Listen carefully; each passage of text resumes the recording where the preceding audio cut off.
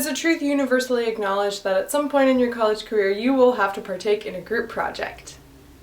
They're horrible. I understand that from a professional setting, they actually teach you a lot of things. In any jobs, you're probably going to have to collaborate with other people, have some kind of presentations together. So it does teach you a lot about working with other people in a forced setting. But regardless of all the lessons that they teach you about life, they're still the work of the devil. I've had to do at least one group project every semester that I have been a student here, which is 8 now. I've had at least 8 group projects. There have been multiple semesters where I have had multiple group projects going on. So they are horrible, unavoidable, and inevitable. Here's how to get through it. Here's how to survive. Here's how you will get an A, because you will not let those other people drag you down. So right off the bat, after you've formed your groups, whether it's been assigned to you or you pick it, share contact information and make sure it's something that you will actually check, whether that's your email, a phone number,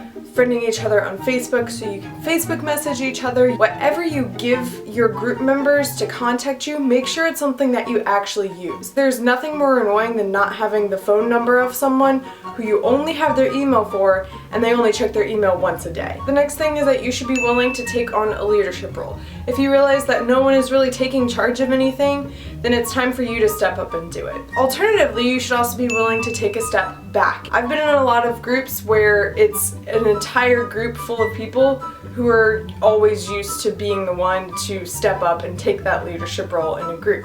And you can't have a group full of leaders. You gotta have some followers. In those situations, you gotta be willing to say, these people know what they're doing, they're responsible, I trust them, I'm gonna take a step back and let them take the reins. You also need to be flexible with your time. You're gonna have to meet outside of class to get the project done. I understand that everyone gets busy sometimes. There's sports, Greek life, club meetings, jobs, like that's a lot to work with, especially if you have a larger group of like 4 or 5 people. Just be as flexible as possible so that you can offer up as much free time so that your group can find a time to meet. Unfortunately, this might mean that you have to get up really early in the morning to meet each other in the library, or you have to grab a table at Einstein's later at night. This is something that I didn't think I would need to say. I think it would be implied. Actually show up to the meeting. If you set a meeting for 10 in the morning at Einstein's, then you need to be in Einstein's at 10 a.m. Unless you are like deathly ill,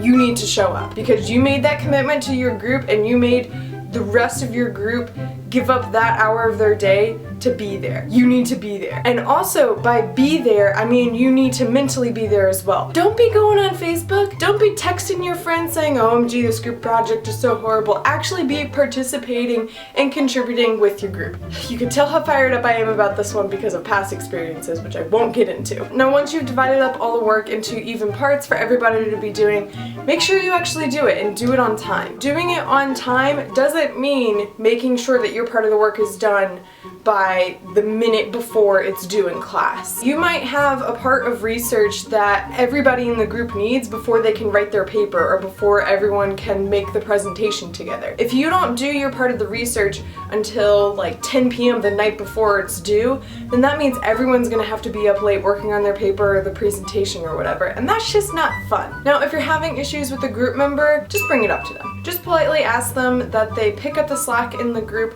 and that they work more diligently on their part of the project. If you're still having issues with that group member, go to your professor and talk to about it. Your professor might be willing to remove that student from the group and have them do an individual project instead. I actually have a professor who calls this process divorcing a group member. Just in general, pull your own weight in the group project. Always ask other group members, is there something more that I can be doing? Especially if you see that there is someone in the group who's doing a lot of the work.